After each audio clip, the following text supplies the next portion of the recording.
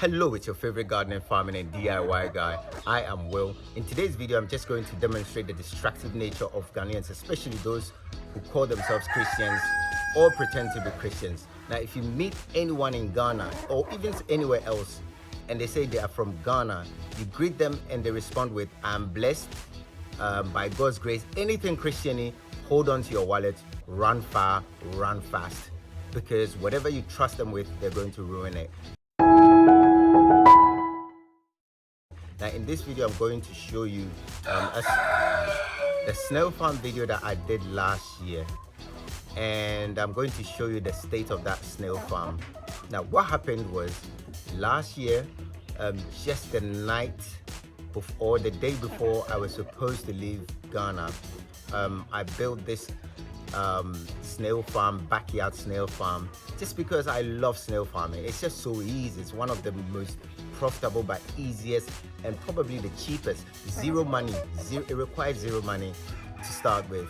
So I did start something very small in the hopes that it wasn't even commercial. It's just for the family to feed on or even sell and make some money out of it, because when it gets to winter, or in Ghana we call it Harmattan season, which is just the dry season, snails becomes very rare and also very expensive.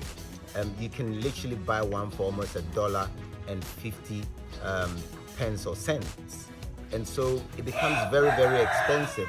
So my idea was, keep them in the backyard, keep them well, feed them and make money out of it, or just eat them, because we do eat snails. I'm sorry if you're disgusted, but we do eat snails. Some people eat frog. We don't eat frogs, but we do eat snails. Anyway, so I built this structure. I'm going to leave a description or a link of that video for you to have a look at what I'm talking about. So I built it the night before I was supposed to fly, and I went out and bought snails for about $10 and placed them in there, hoping that they would take good care of it and hopefully becomes very profitable for them, whichever way, or you know, they can just eat them. But when I left Ghana and returned to Europe, what I usually do is just call them up on a farm to, you know, find out what's going on, keep up to date.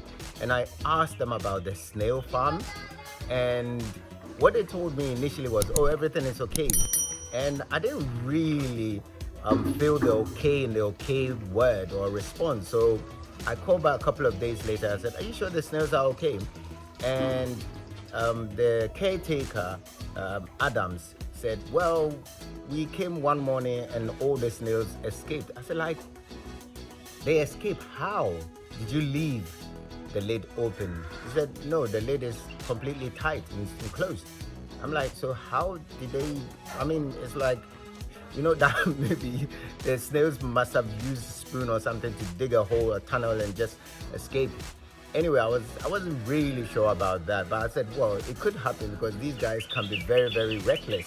So, well, lo and behold, I flew back to Ghana, and to my surprise, the snails haven't escaped, but I'll only leave it to your own eyes to see what actually happened to the snails.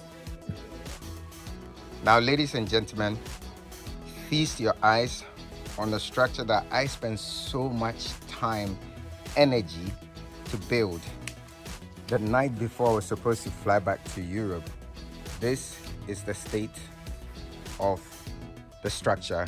This is supposed to be the snail pen box that I built. This is the lid, and it's just incredible, the state of it. Now, if you were wondering what happened to the snails,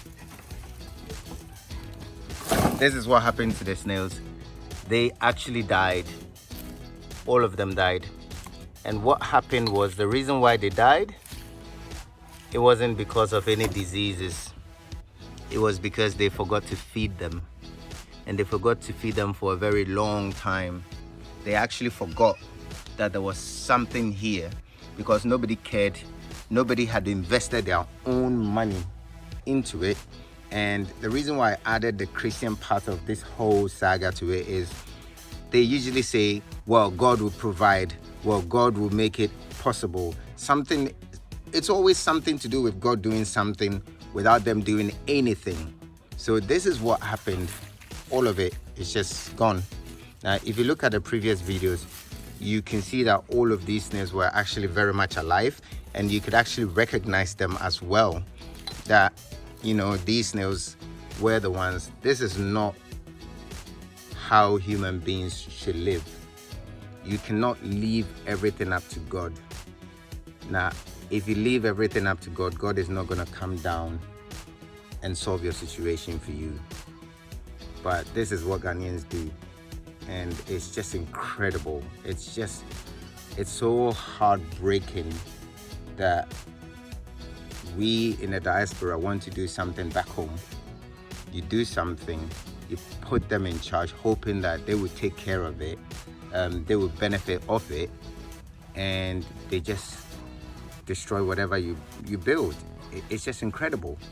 And I have the same thing in the poultry barn. I mean, the birds were not laying. I came, I made a few changes, and now they're laying again. We are currently at around 50%, but it's not good enough, but it's something. And it's just incredible how these people, some of these people, I would have to say, just, I don't know how to put this, but it's just so heartbreaking and disheartening that this is something that I put so much effort into. And I mean, the video has been viewed over 3K times. So clearly people did enjoy the video, but this is the state of that video, or the project of that video. This is the state of it. And it's just incredible. It's just incredible. But hey, it's either I'm very, very stupid, I don't learn, or I still believe that there are good people in Ghana, and I'll continue to invest, obviously wisely and carefully, until I've found my team, my dream team, to help me work to start this, because I really want to do this and I really want this thing to work. All right, guys, so I don't know what to say anymore, but I'm not even angry. It's just I think I find it quite funny. I don't know, I don't think it's funny.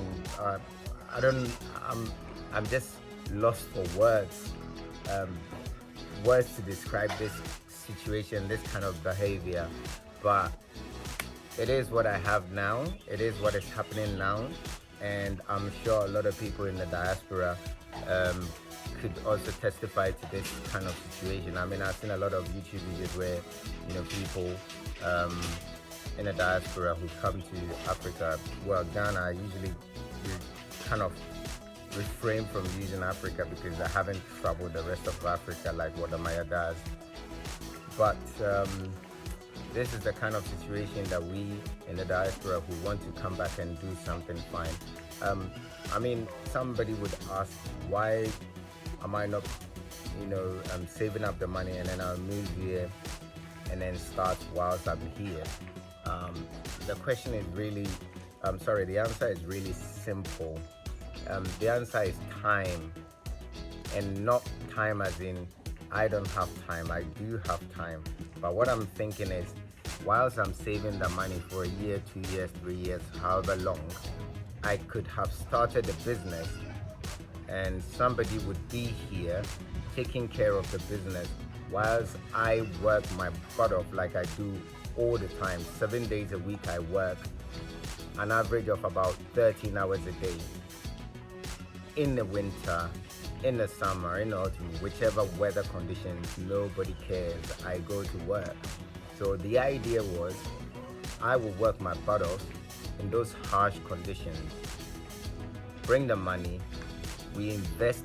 Someone living here in the sun, they wake up at whatever time they want to wake up. I've seen it many times. I wake up at 4 o'clock whilst I'm in Ghana.